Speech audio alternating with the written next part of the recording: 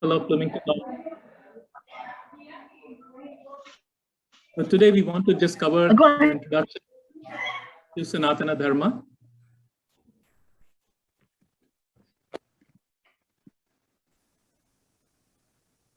So Sanatana Dharma is part of the Dharmic tradition, which all evolved in the Indian subcontinent called Bharatvarsha over thousands of years. So what we know is the Sanatana Dharma is the mothership of all traditions, almost evolving over 15,000, more than 15,000 years before present. In between, there was Jain tradition out of 3,000 years before present. Then Buddha tradition, 2,500 years before present.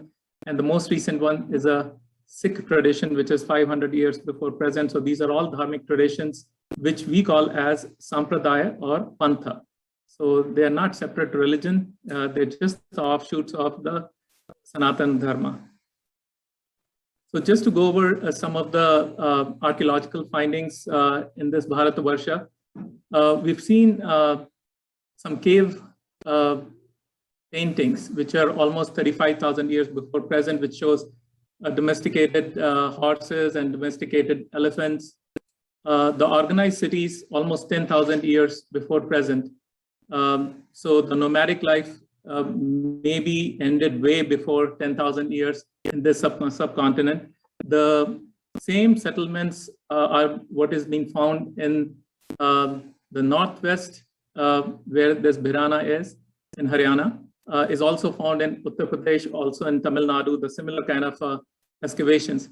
Most excavations that we see today were the abandoned cities. Rest, there might be more cities, but since most of the India is inhabited, it's a continuous civilization. So a lot of them we are not able to get through archaeological means. As we can see, the houses all built according to the Vastu science, which is the science of architecture. And this is 3,500 years back, where the household has every single compartment separated out, which is truly the modern houses that we see today. We can see the business going on in this house on the rooftop. The sleeping place, the kitchen, the bathrooms, all are separated with a very good sanitation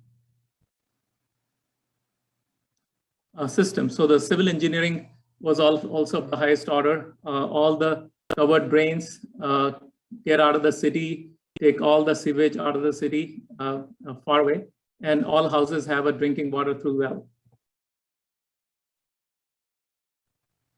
So the Sanatana Dharma, the best way to put it is it's a knowledge system, to consider it as a knowledge system. And the knowledge that it roots from is called aparushaya, which literally means it's not of human origin.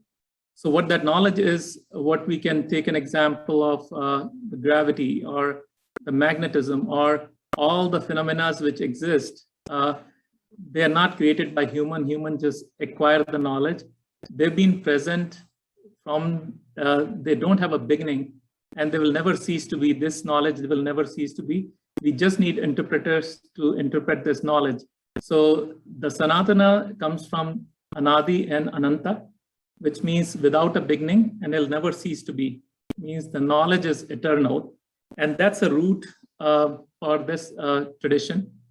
Why this knowledge system is being in first place is to answer the fundamental question of life, which is what is the meaning of life, what kind of life is worth living, and why, and how we can transform ourselves to live a worthy life. The interpreters for us for this kind of knowledge are the rishis and the rishikas. So these are the humans, geniuses, who through their tapas and hard work and meditation get into the state where they can communicate with that knowledge and interpret for us in form of what we call as a Vedic mantra. So Vedic mantras are compiled in a compressed form. They are being written in a musical meter for a reason. And they almost are like a work of a geniuses, where they're elegant and precise. and they're surprising but inevitable. So at the first instance, when we read them, we might not, it surprises us, but when we get the meaning, we know that that's an inevitable truth they're telling us. The way that dispensation of this knowledge happened is through the Shastra.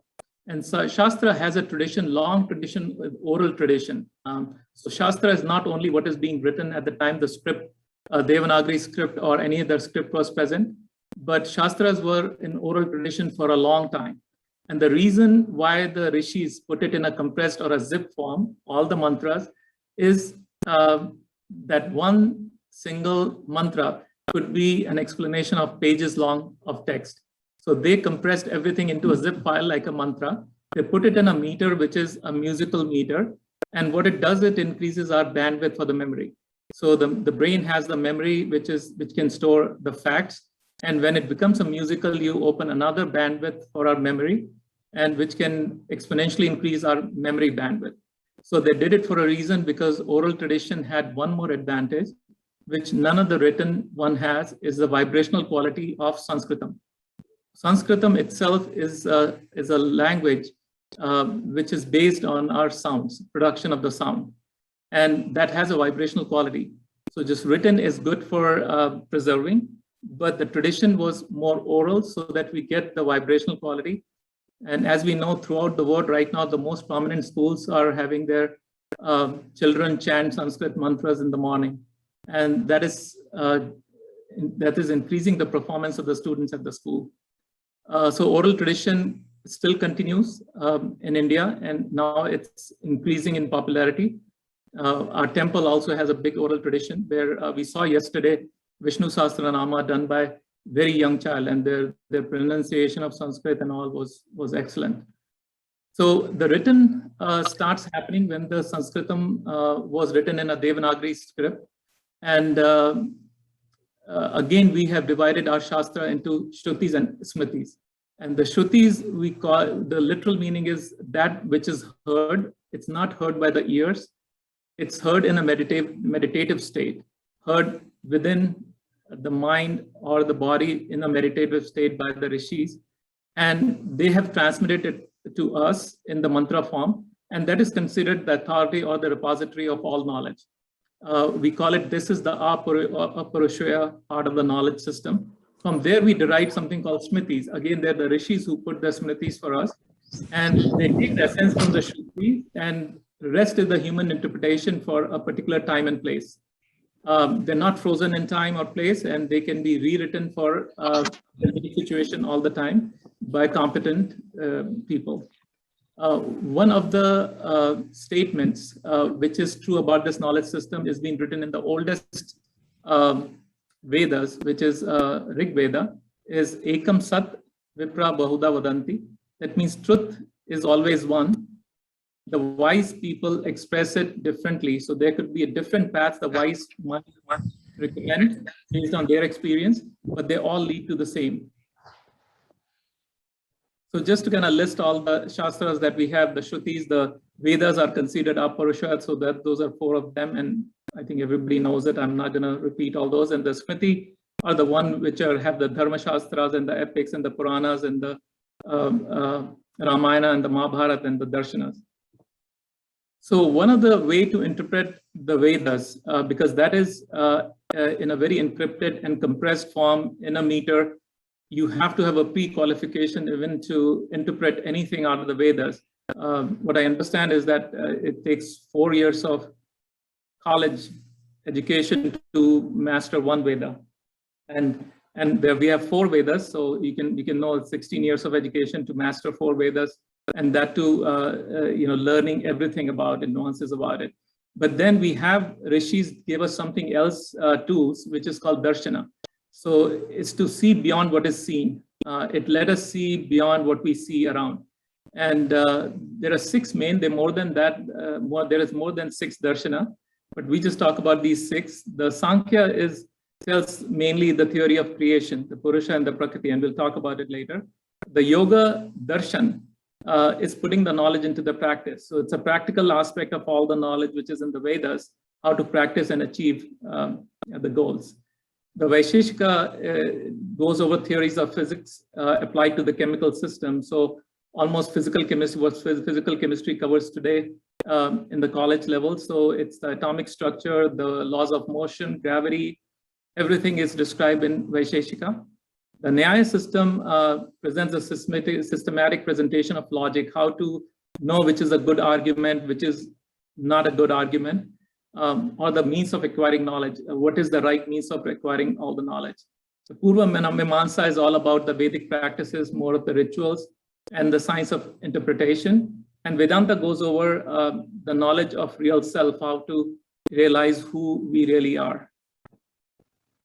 So the dispensation of knowledge for the longest system is through the Gurukul system.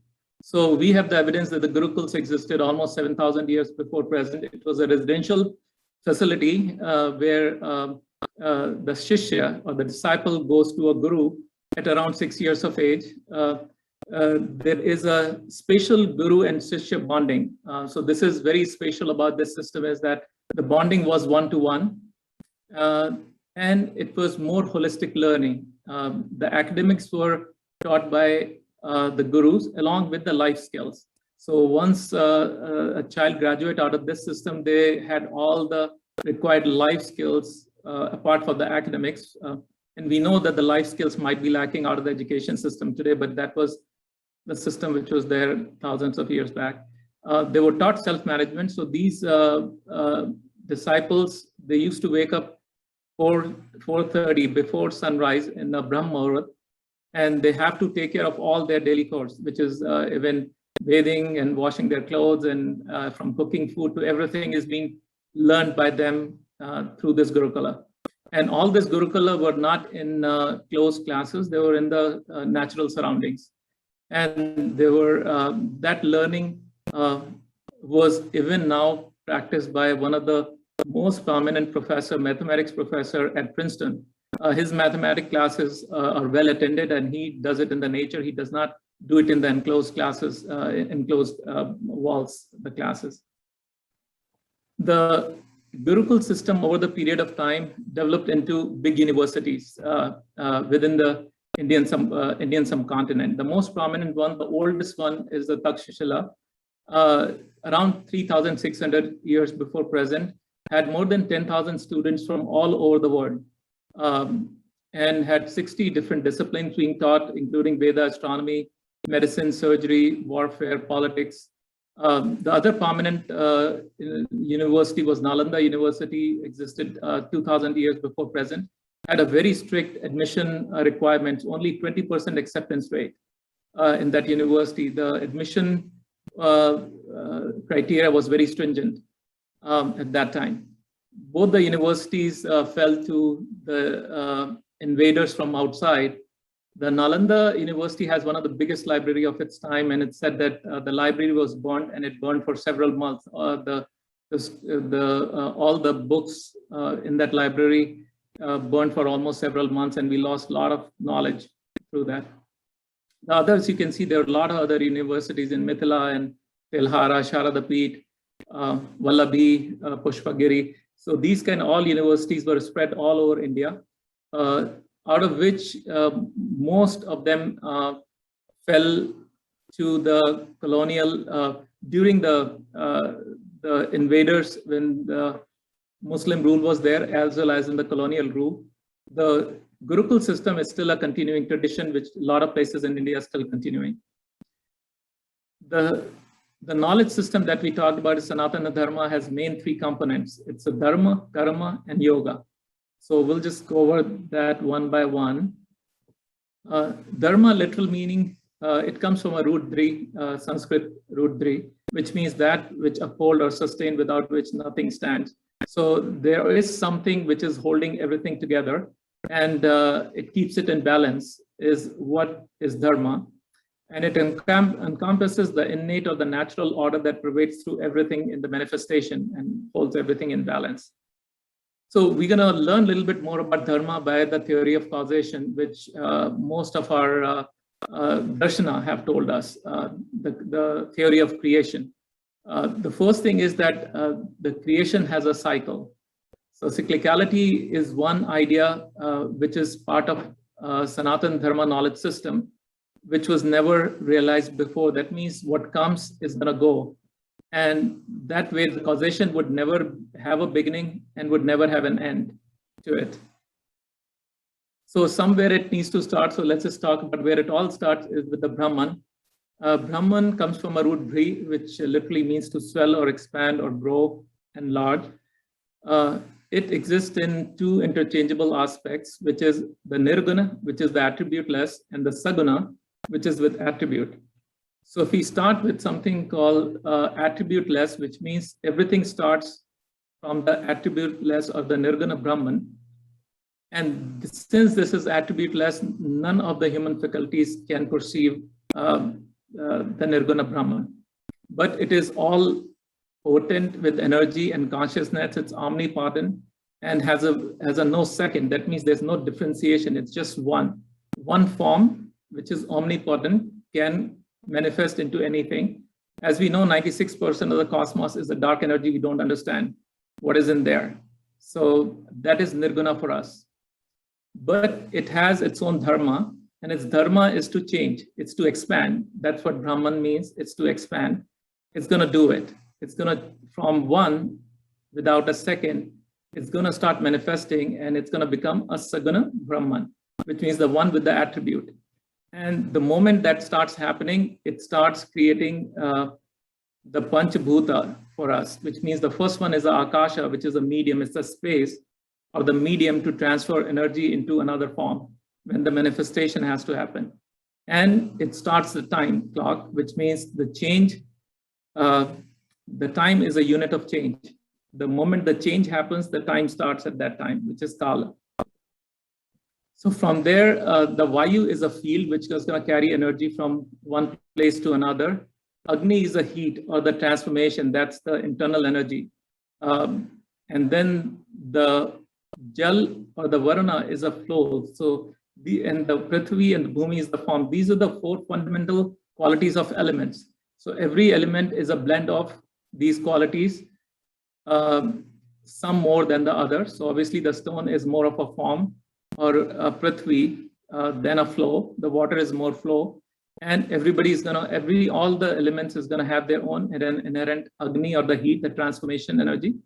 And all this blend, once it starts manifesting, in the manifestation itself, it's gonna exhibit the gunas or the quality.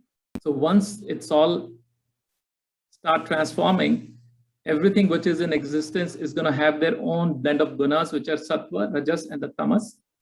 I think with the keeping this to be introductory, I won't go over the details of that right now. But just to kind of go over this again, so it all starts on the left-hand side with the Nirguna Brahman, which has two components to it. The Prakriti, which is the nature, and the Purusha, which is the pure consciousness. So pure consciousness is what eliminates everything, what Prakriti manifests. So all the five fundamental elements, when they evolve or go through evolution, they become what we see everything around us, which is all the matter, the plants, animals, and the humans. And at the end, all the plants, all the what is we see around is going to be a blend. The quality is going to have be a blend of sattva, rajas, and the tamas. And the consciousness is what eliminating through all of them. So just to see the balance here is that the two forms of Brahman are going to be in a continuous cycle of manifestation and sustaining and back to involution, where it's going to go back to the Nirguna Brahman. So this balance is going to be always in a cycle. The Nirguna Brahman's dharma is to go through a constant change, ever expand, become diverse, and though everything is going to have an integral unity because they all come from one source, the dharma of the Saguna Brahman is going to be transforming or involuting back into the Nirguna. So at some point of time, it's going to all be involuting back to the basic Nirguna Brahman. And the Maya and the Shakti is what makes manifestation the way it appears to us. Again, we won't go into the details of that. So the dharma has a different context. So all matters, they express their dharma through their physical and chemical properties, and we just study through science. But that the matter, once the composition or their panchabhuta composition is all done, they're going to express some physical and chemical properties, which we can study through the science. Plants and animals, they express their dharma as their natural instinct. So plants would go towards the light, or the roots would go towards where the nutrition is. That's their all instincts that they do. Animals do the same thing. But the humans are beyond the instincts because they base their choices on their intellect. And that's where we're going to talk about the human dharma. So the problem with humans is just onefold, which is they have Atman as a representation of that pure consciousness. But within the manifestation process, it's the Maya which covers like a veil everything on top, which leads to an ego, desire, anger, greed, jealousy, delusion, and which covers, which veils our mind to not know what we are, who we are. And that's where who performs dharma, which way, depends on how much thick that layer of Maya or the veil is in front of them. And Atman is that inherent pure consciousness which is within them, which is eliminating them. So at the end, when we have everything in manifestation, everything around us knows its dharma. They keep following their dharma. This is what they're supposed to do, except humans, because they have intellect and they can make intellectual choices. The goal should be that we should be, depending on what our inherent gunas are, we should be well fitting ourselves into this ecosystem like a piece in a machinery, which just fits so well that the machine runs smooth. So if it gets a little bit off size or distorted, damaged, we know the machinery doesn't run. So we just need to be, depending on where we fit ourselves, is all depending on our guna, but we should just enrich and this ecosystem as much as possible. And why we should do that. So before we come to that, I think one of the concepts we're going to just cover is our deities. As we know that we talked about the cycle which the whole cosmos goes through, which is manifesting, sustaining, and the transforming. We have we do the personification of those three manifestations as the deities. And I think I won't go over the details of the deities. I think we have a temple lectures happening in the night tonight. Also, there's a lecture, so I'll let them cover that. But if anything comes in the question and answers, we'll go over that. So as a humans, we are capable of making intellectual choices. We should position ourselves into this Dharma ecosystem where we can contribute the most based on our own gunas. So all our actions should be harmonious with the rhythm and flow of this cosmic order. And what will it give to us? If we follow our dharma, dharma would sustain the society. It will maintain the social order. It will lead to progress of humanity and fulfill all the objectives. There's also a statement which says one who follows dharma attains the highest. So the people who are going to live a life of dharma is going to attain the highest, and we'll know what that highest is in the later slides. The other thing is the survival. So if the dharma is protected, dharma protect us. If the dharma is destroyed, dharma is going to destroy us. So that's another reason that we should all follow our dharma. So in terms of dharma, because we all have our individual tendencies, individual gunas, we're going to have our individual Svadharma. So dharma is going to be consisting of two things. One is called Sadharan or universal dharma. So the rishis made it simple. If you don't know too much, just know what we know through the universal dharma. Just follow that. That's a basic. That's what we call the ABC of the subject. So you need to know that all the time. So everybody has to follow the universal dharma all the time. And after that, there is a Vishesha dharma, which is the context specific, which is going to depend on your professional career as well as the stages of life you're at. So the universal dharma or the sadharana dharma is practiced in our thought, words, and deeds. As we know, the thoughts can become words and words can become our deed. So that's why we need to practice to control all three. And there are two components of it. One is the restraints and one is the practices, the yama and the niyama. So all dharmic people need to follow the yama and the niyama. The restraints are the one which we naturally don't have in our tendencies, and the rishis tell not to do because we have a tendencies to do those things. And the niyamas are the one we do not have tendencies to practice, and they tell us that you need to commit yourself if you want to follow your dharma. Again, I'm not going to go full details up here, but these are what is described as in various text shastras as the yamas. So ahimsa, satya, asteya, aparigraha, brahmacharya, shamadaya, acharva, mithara, and dhriti. So again, details I'm not going to go over. In some other lectures, we're going to cover that. The same with the niyamas. So saucha and santosh, tapas, Swadhyas, Ishwar Pari, Pranidhana, Jap, Huta, Hiri, Mati, and Dan. So Vishesh Dharma is the second component, and it depends on our Varna and Ashram. So Varna is more like our professional career. That could be at a various level. We could have our institutional Dharma, which means the part of the institution that we work for. There is a dharma that we need to perform being in that institution, and it's a collective dharma. So we cannot be, if there's something going wrong in the institution and we are the part of it, we'll bear the brunt of it also. That will count to our dharma too. And then the second is a professional dharma, whichever profession we pick up, that's dharma we need to follow. And the second one is the stage of life, so that keeps changing. So the students have their student dharma, householder have their householder dharma, retired people have their retired dharma, and sannyasa has been a lot of time translated as renounced, but the renounce is only of the material things. They're as much part of the society and contributing back to the society, and probably more than any of the other three stages do.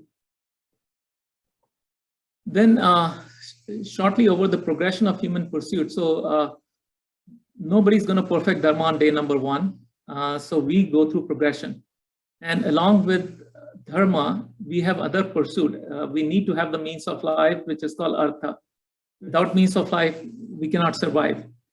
The progression is that we should all acquire all means of life through dharmic process. And once we keep perfecting it, we just are in tune with our dharma, acquiring anything which is artha, and we use it for dharmic means also. That means our artha would enrich the Dharma ecosystem at the end of the day. And then comes the kama, which is our desires. So we can have desires once everything is acquired through dharma. We can have pleasures of life, but at the end, when we train ourselves good to perform our dharma, all our desires are directed towards performing our dharma, and which is called a nishkama karma. So our desires are just more towards our dharma at that time. And moksha we won't cover here because that's going to be in some other lecture. So how to be a dharmic seeker? I said we don't become a good practitioner of dharma right on day number one. But if we are a seeker, we are part of this tradition. So the first step is to be a seeker of dharma. That means we want to do the right thing in our life. And there are different ways we can go through Guru Shishya system. There are masters who we can go and get trained. There are different sampradaya and the panth we can join, and that could be a path, or you can do self-study, and that is also fine. And all the the shastras are all available to us in that way. But as we progress through our Svadharma, the highest we achieve is the experiencer of the truth or the divine, which is called Sat Chit Ananda. So that means you know the absolute truth. So you see beyond what is seen. You're all conscious. Your awareness goes beyond limits, and you have an infinite bliss. That means no matter what state, failure or success or so, the happiness within always lasts. It's a lasting happiness, no matter what situation of life you're at. So that is the highest state to achieve. So now let's just come over karma. So karma that I know a lot of times it gets translated as action, But we're not talking about all the actions up here. In the karma, we are actually interested in something called karma phala. It's a law of karma. So not all what our body is doing is accounted for karma.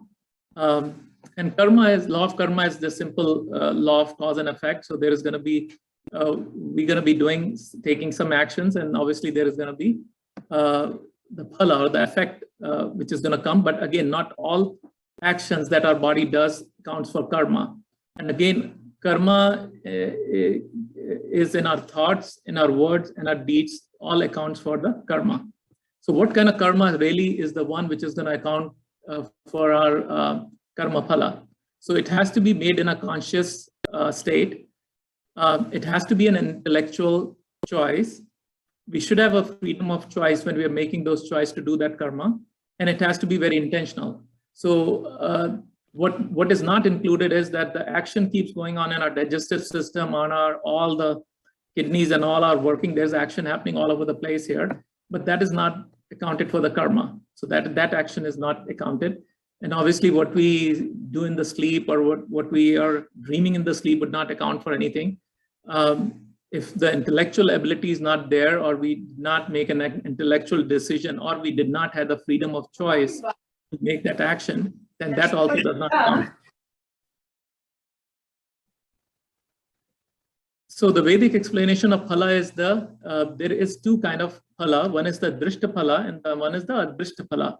So whatever karma that we're doing, again, the karma which qualifies for the karma phala, some phala is going to be seen right away. That's a drishta phala. But there's going to be a drishta phala also. There is an unseen fruition of these karma also. So those are the two classification up here. And as we know, the karma account, now we assign it to a deity called Yamaraj. So we call Yamaraj is the account keeper of everybody's karma, but that is within the Brahman that the way the energy in this cosmos is, whatever action, the karma we're doing has an impact. And that's where it comes back to us. But for the simplicity is the Yamaraj who's keeping track of everything and decides merit, whether it's a punya we did or a demerit, whether it's demerit of karma is being decided by applying the principle of dharma.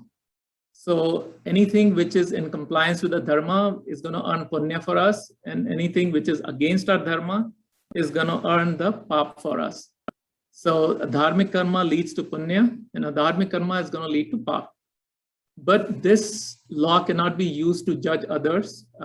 That accounts for a dharma. So if somebody is going through hard times, to blame it on their karma is a dharma. The dharma is to get them out of it and help them. That's our dharma at that point in time. So the fruition, we just kind of, the cycle it goes through is the dharmic karma is going to lead to punya and would lead to sukha. And sukha is what we today call as happiness. Everybody says they're in pursuit of happiness. So that's a reward. You have a very happy life, all the good karma or the dharmic karma somebody does. But basically happiness is all about things are to our liking. So all our liking resides in our subconscious brain. So things starts happening which is towards our liking. Obviously, we just like it right away. We say, I like it. When it's to our dislike, I really don't like it, then that's a dukkha. That's what causes all the dukkha for us, which is we get depressed and we're not happy because things are just not to our liking. But again, our likes and dislikes are just residing in our subconscious brain. Now, the dispensation of rewards and challenges. So the dukkha is more challenges. Nobody is condemned anywhere. If you're doing papa, it's just that your life is going to have more challenges. And the rewards and challenges the dispensation is not under our control. So we leave it on Yama. So, but Yama is going to dispense it in a very just manner. So which means at the right time and in the right way, in some time of our life, we're going to get it back. Now, not everything what we do in our life comes back. Gets to the fruition because there is some adrishta phala is going to happen. So we've classified karma phala into three categories. So there is a sanchita karma which has been accumulated from all previous births. So these were the one adrishtaphala, or the one which did not go through the fruition at that time. Yamaraj didn't have time to kind of do the fruition for us, so they're still accumulating. And then comes the prarabdha. But then when we take a new life form, the body, the Atman takes a new body, what carries at that time is a prarabdha. So that is being decided as the fruit-bearing karma for this particular birth from the previous. So that is going to be the fruit-bearing for this one. But then whatever karma we do in our life is called kriyamana karma, which means we can still accumulate more and more. So we are carrying some which is going to be sanchita always. At the time of birth, somebody is going to have a sanchita which is accumulated from the previous birth, which we don't know whether it's when the fruition is going to happen. But there's some package out of that is already decided to be bringing the fruits for this birth. And that's the prarabdha. So we're all born with our prarabdha.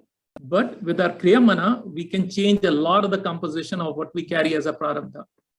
So just to kind of explain that a little bit better. So if we say the reds are all the papa we did and the punya is the green one, the adrishta, from adrishta, we're going to take a package, which is a prarabdha, it's on the right side, which say Yam decided to say, okay, these are the ones I'm going to give you for this birth. But we start doing kriyamana karma as we go through. Some of the kriyamana is going to go back into the adrishta, which is into the sanchita, and some is going to change our this life's package of all the karma, which is the drishta. So we're going to get fruition in this life itself. So this package can be changed. So we are not, it's not a fatalistic tradition where everything got decided at birth. We do come with a package at birth depending on all our previous birth's karma, but everything can be changed by kriyamana karma. So the prarabdha is what decides that what is going to be present form of our life, which is we're going to be born as animal to human, or the place or the family of birth, which means we could be born in a hard and challenging to an easy or a privileged family, and our inborn traits or intelligence, desires, like and dislikes and talents. So there are people who are born with very favorable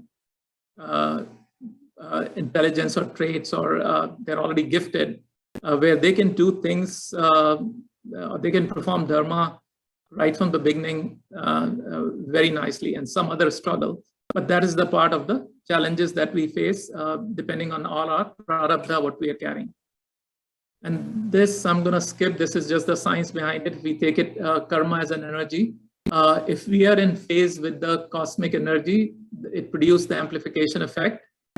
If it's going to be what we call as 180-degree out of phase, then it's going to cancel it out. If you're going to be more out of phase, it's going to be a negative amplification at that time.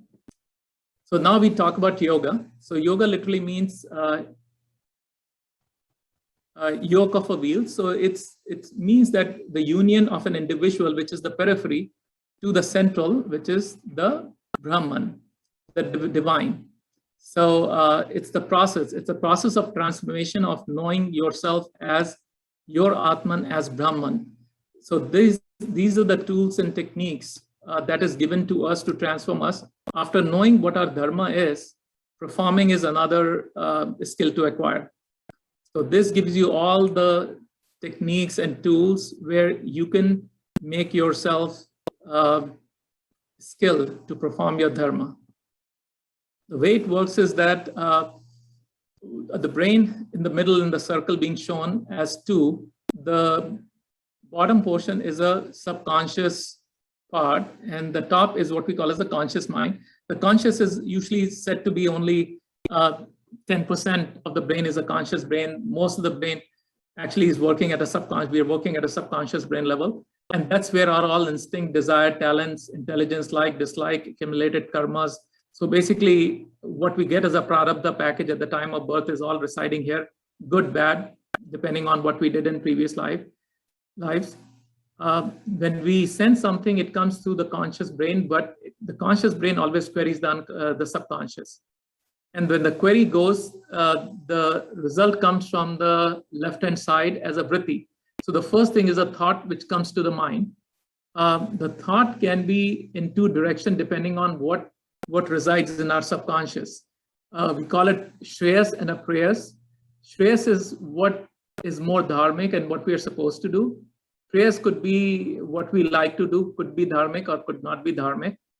And there is a split second to take a decision, to take an action. So it's very quick. Once the thoughts come, they're almost irresistible. We have to train ourselves to stop at the level of thoughts. The training is done by the yoga. So what is here, I wrote as ISP, but that is, you can put it as yoga. So the yoga is what is gonna give you this room here to think what is good, what is not good, and which action to take. But once the action is taken, we are governed by law of karma. Karma phala is gonna start taking and the consequences are gonna happen. There's nothing stopping after that. But the cycle we take, each cycle, whether we take a shreyas or a prayas, when it goes through a full cycle and the karma already happened, it strengthened that particular action in our subconscious brain. So every time we cycle the same action, more likely the second time the same action is going to happen again. The more likely that we stop that action, the more likely we're going to have some time to decide which way to go.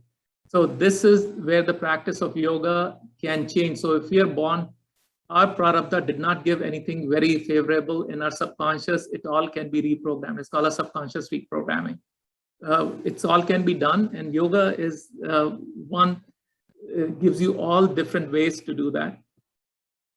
As we know, there are 3 streams of yoga, the Karma Yoga, Bhakti Yoga, and Jnana Yoga. The Karma Yoga, there is a big when somebody practice yoga, there's always an overlap of all these 3 different streams. I don't think you can practice one without the other, but there is a predominance of one or the other. So if the physics cannot be without mathematics, but physics has its own direction, it's not mathematics has its own direction to go, but both have to use each other's knowledge. So here you cannot go without other, but you have just a predominance of one or the other when we are performing that. The karma is based on the selfless action. So we get to the stage where anything we are doing is without an expectation of a personal reward, is where we become a karma yogi. And a lot of people have inherent tendencies just to do that. They're born with it. Again, you can cultivate it if this is what you like to do. The second is a bhakti yoga, which it's said that it's more, our natural tendencies is more towards bhakti. Most people, so if we survey the population, most people would fall into the category for them, bhakti might be an easy yoga to follow than the other, though everything, all 3 stream leads to the same results. No matter which one we follow, at the end of it, all our actions are selfless. And if we are in a bhakti yoga tradition, it's just dedicated to Ishvara, and what we get as a phala, whatever we get is a prasada. It's acceptable to us, whatever we get. So that is the total surrender to our Ishtadevta or the Ishvara in Bhakti Yoga. The Jnana Yoga is more of an inquiry. So these are the people who just like to know the answers.